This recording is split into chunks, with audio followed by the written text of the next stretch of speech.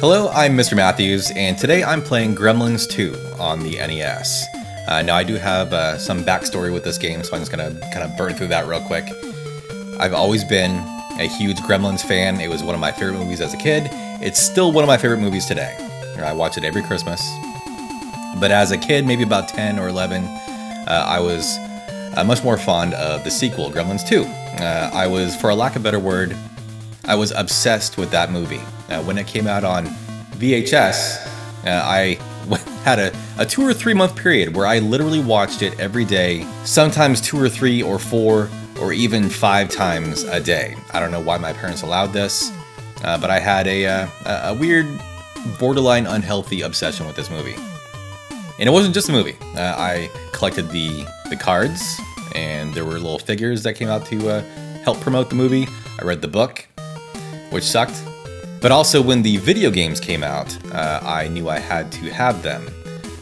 More specifically, I knew I had to have the Game Boy version. That was my game. That was my game system of choice at the time.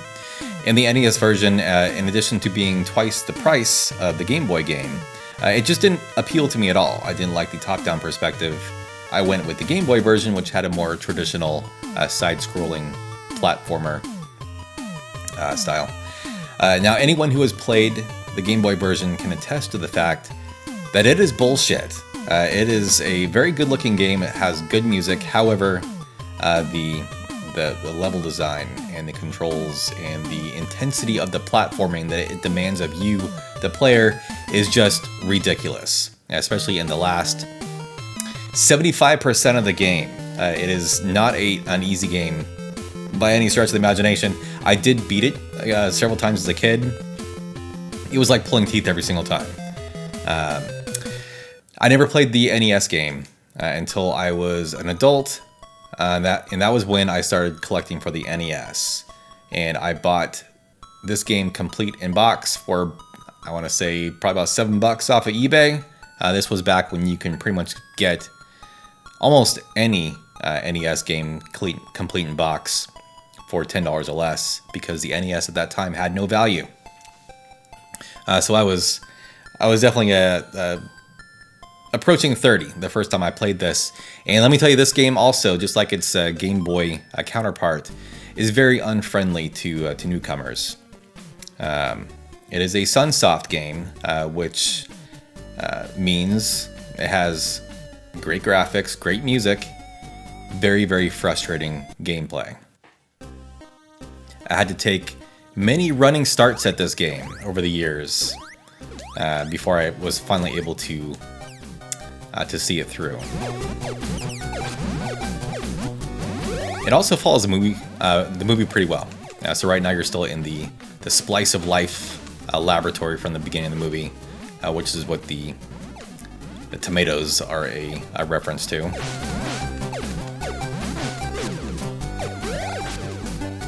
But how do they taste? That's the best part. We've already gotten calls from 3 of the major airlines.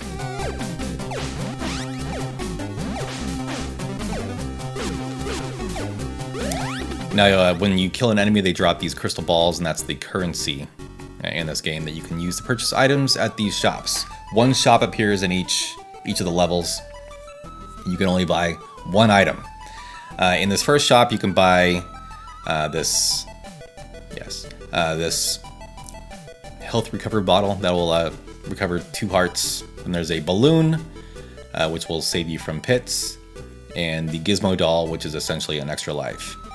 By the way, yeah, I do want to buy that. By the way, this is one of those fun games where you only have 1 life, and when you die, it's game over. However, it is infinite continues, so you can literally play the game. Oh, okay. As long as your patience will last. Unfortunately, the first few times that I played this game, my patience did not last past the 2nd or 3rd level.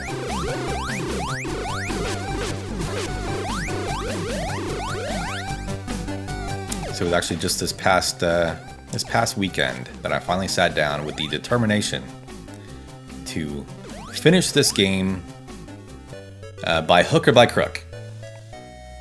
And I did. Now, it did take me several hours to get through the game, bulldozing through it on the limited continues. But I did have a pretty good time still, so I went back to it, and I found that the second playthrough went a lot smoother than the first, because one of the biggest hurdles in the game is getting used to the way Gizmo moves, the way he jumps. If you play this game, make sure you have a good D-pad, because the game wants you to make a lot of these diagonal jumps. So having a good mushy D-pad that easily allows those diagonal movements is definitely beneficial. The enemies move very erratically. That's one of the other big obstacles in the game, is dealing with their crap. I found that these first couple of stages are actually the hardest for me to get through for some reason.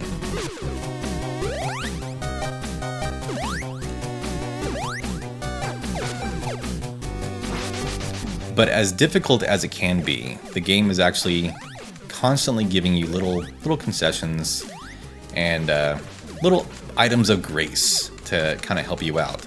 Like, when you fall into a pit, you don't die. You just lose a single unit of health. However, if you have a balloon, you don't lose any health, and you kind of float on this balloon for probably about 5 seconds, which will let you skip through a lot of the level. That's pretty nice. Also, when you... Hang on, so this other most useful item that you can buy at the shop is this heart, which will extend your life bar to 4 hearts. And you can keep this extended life bar up until you die. Once you die, you lose all your upgrades, of course. However, if you have a Gizmo doll, that'll let you respawn on the spot instead of at the start of the level, and you can keep all your upgrades. So I guess the secret to success in this game is learning how to platform. I guess that's probably your main goal. And then getting comfortable with the items, and kind of having a plan of attack for what item to buy at which shop. This is probably the longest cutscene in the game. It's great. So up to this point, there's not been any gremlins in the game. So this is the sequence where the 4 evil Mogwai are born.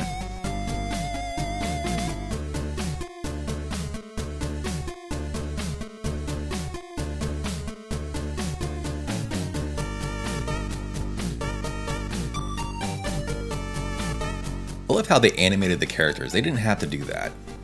Just those little touches that make it a truly special game. A little touch. I know. Okay, so now you have a different weapon. Gizmo found a match at the end of the first stage, so now he throws fireballs, which moderately better than the tomato.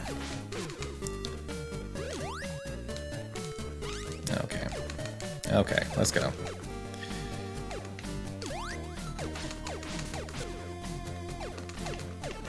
And it's right about here that the gloves come off. Now the game is not going to be pulling any more punches with you as far as the platforming is concerned.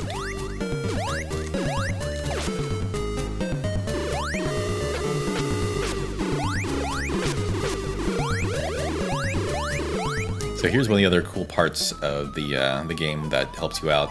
You can buy this pea canister, which will power up your weapon. So now I can shoot 3 fireballs, which is useful. Not so much with this weapon, but definitely with the weapons you get later on in the game.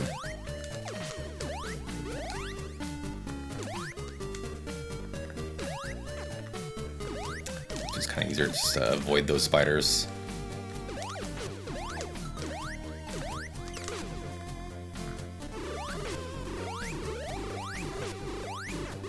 I think this is the last jackhammer you get in the game.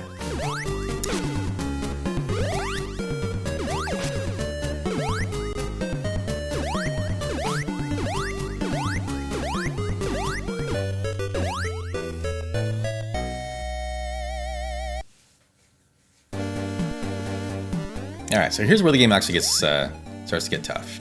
This is also where the Gremlins come into it. So remember the flying helicopter hat Gremlins from the movie? Yeah, here they are. Yeah, so that's just made up. However, the 4 main evil Gremlins, George Lenny, Mohawk, and Daffy appear in the game. And right here, this is probably one of the first major obstacles to anyone playing the game for the first time. It's very easy to get knocked in, because you have knockback, so it's very easy to get knocked into the pit, and hopefully you have a balloon. So I like to just be kind of aggressive. Jump over his fireball, and if you get right in his face, you can kind of hit him with all 3 fireballs, otherwise it'll take like 4 hits.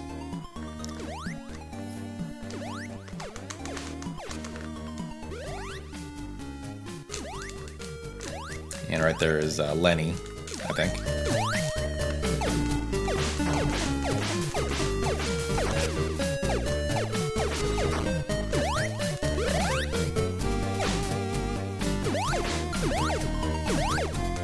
This part kind of sucks.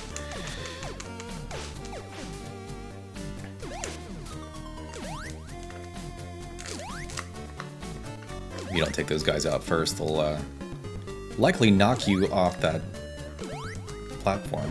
Oop.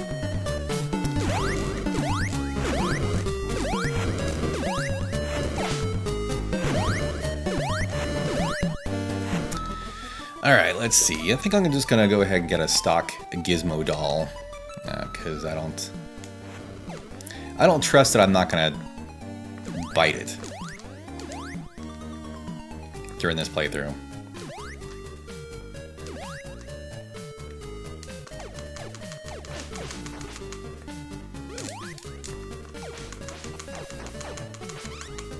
Of course he has to get me. Whoa.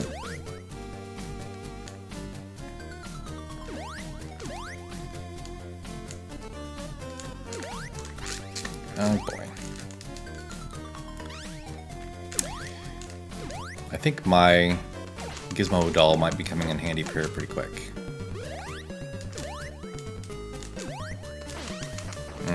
One more hit and I'm got her.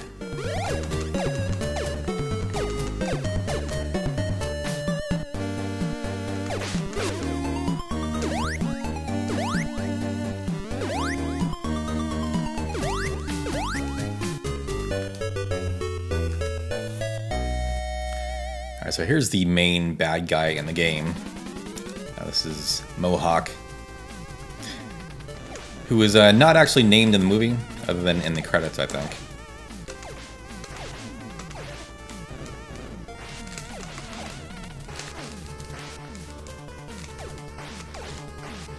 And he's probably actually the hardest boss in the game.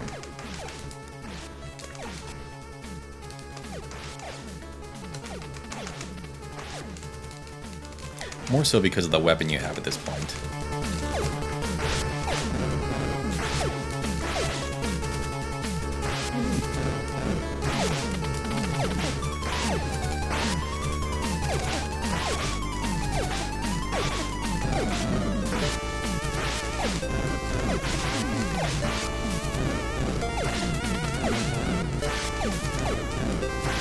Gotta be almost dead. There we go.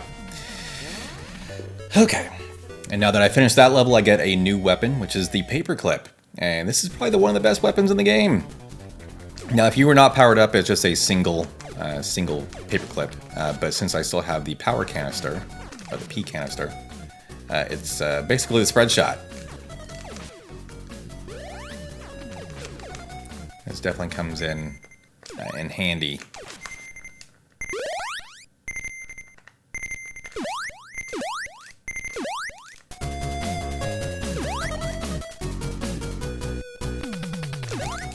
Oh, okay. That was my bad. So now you can see what the balloon does.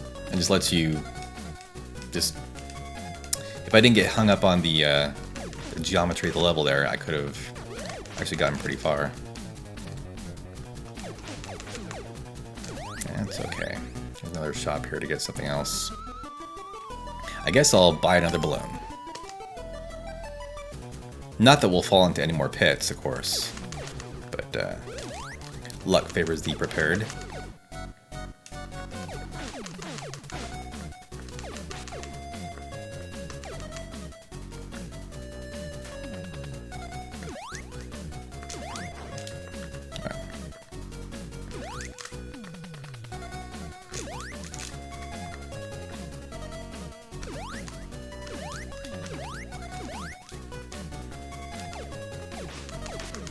So this is the obviously the TV studio.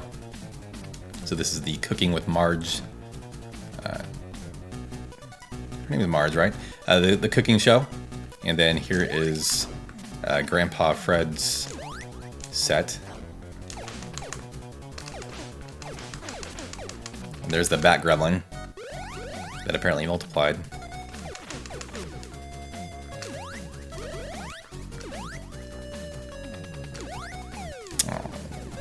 That's too bad. I already wasted that balloon.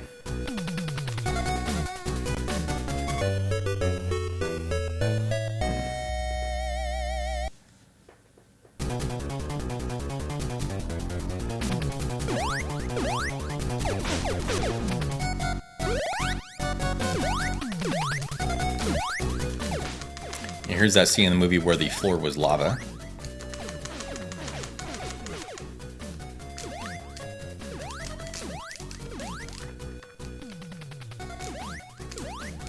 I guess the idea is that the Gremlins have set the building on fire, possibly. That might be what they're going for. Like this right here. This is kind of ridiculous for a top-down game. Trying to jump over that electrified platform. Alright, what can I get? I guess I'll get another Gizmo doll. Might as well stock up.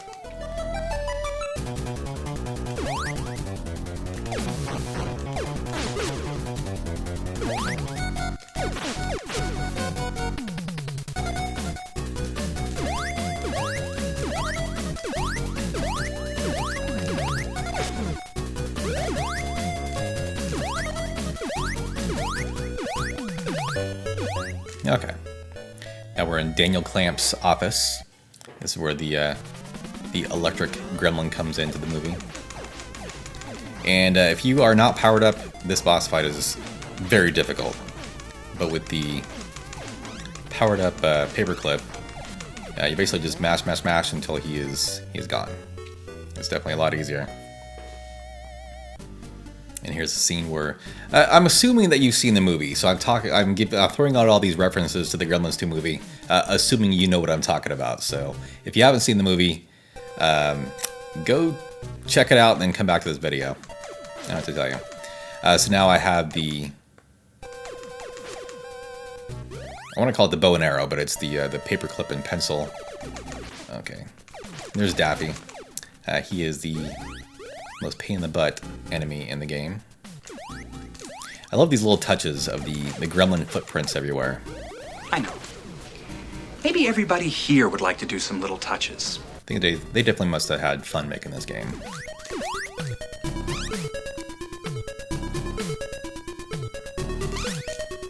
Okay.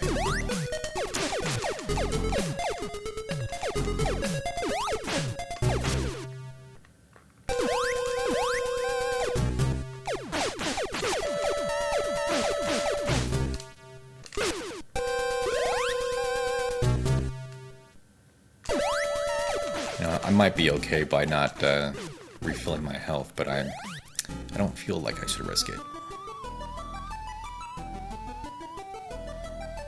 Yeah, I'll just get a heart.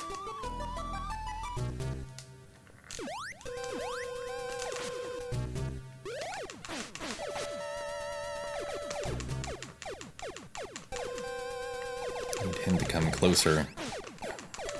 No, you jerk. There we go.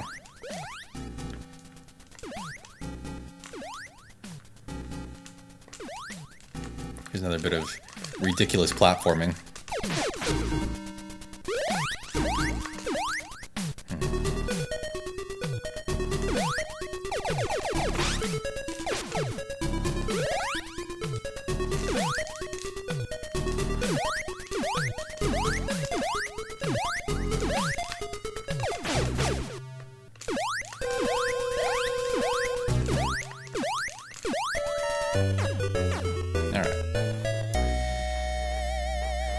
Getting pretty close to the end of the game. There's only 5 stages.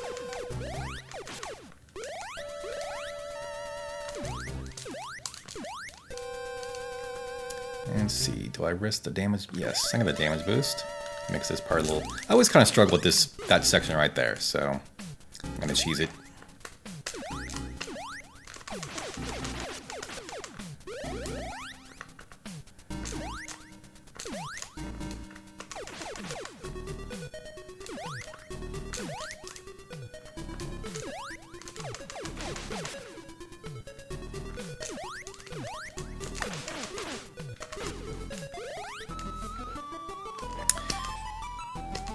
Refill the old health here.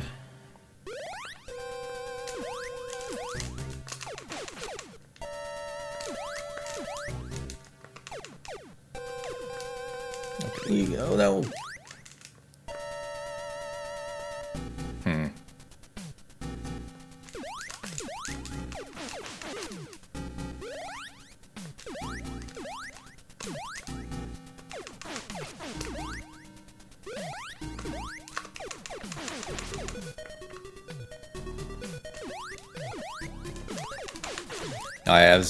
As an adult, I have not watched Gremlins 2 nearly as much as I did as a kid. I probably watched it about maybe half a dozen times in the past 20 years. But I think it still holds up pretty well.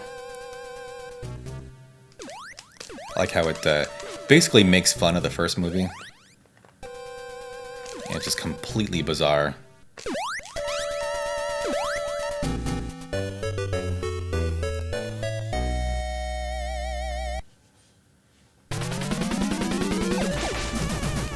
A lot of really funny actors in it too.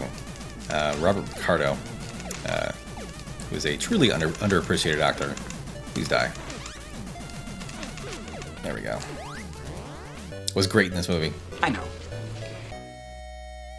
But also John Glover as Daniel Clamp. What's funny is that Daniel Clamp was supposed to be like the Mrs. Deagle of the movie, but I guess John Glover was just so funny and charming as this borderline nice guy. He's actually not. He's not a bad guy. He's just kind of weird. They kind of rewrote his character to be more of a hero. Save the city. Developer saves city. I like that. Good. Fun fact: John Glover was the voice of the Riddler in the animated Batman series. I found that out recently. It's kind of disappointing that they didn't continue to use him in the Arkham series, because they took a lot of the other voice actors for those games from the original. This sucks when you fall into a pit right here. You get sent back all the way to the start of this conveyor belt section. I kind of wish I had a balloon. See, that's what I get for talking about Batman when I'm playing Gremlins 2.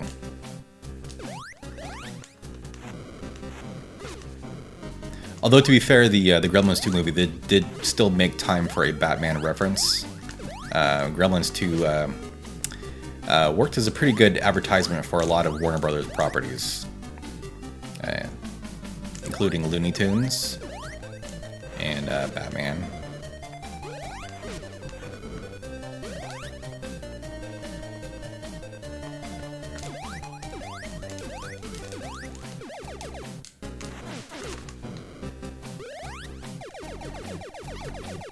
Rambo? Is Rambo Warner Brothers? I don't really know. And, I guess another Gizmo doll. I'd rather have health, but...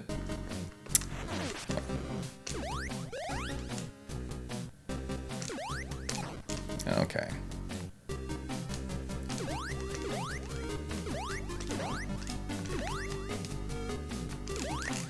Whoa.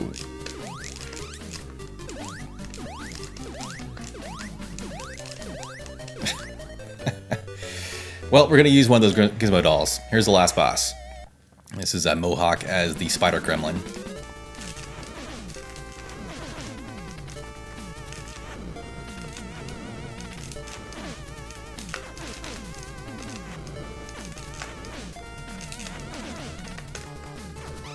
Okay, darn it.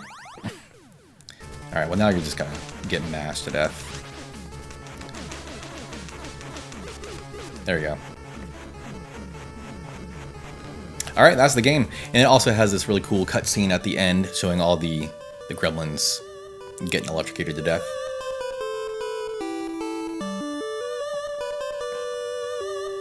They did miss an opportunity to put the brain gremlin in the game, though.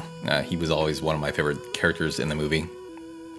I like how he was really smart, but he was still a gremlin, so he still did gremlin things just in a smart way.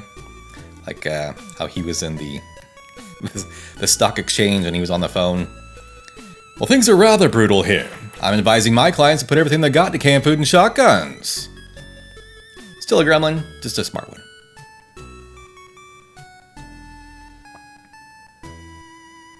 So there's no New York sequence, just death. And that's the game. So, have you played this game? Because I don't really hear a whole lot of people talking about it other than acknowledging that it exists. I think it's definitely worth playing. There is a definite learning curve to it, but it's worth it if you want to put the time into it. If nothing else for the great graphics and music. And it's kind of interesting seeing probably why they don't use intense platforming like that in top-down games. I don't know if there's any that actually exist. Link's Awakening is kind of the only top-down game I can think of that uses any kind of platform mechanics. So I'll leave you to puzzle on that. Thank you very much for watching. I'm Mr. Matthews. Goodbye.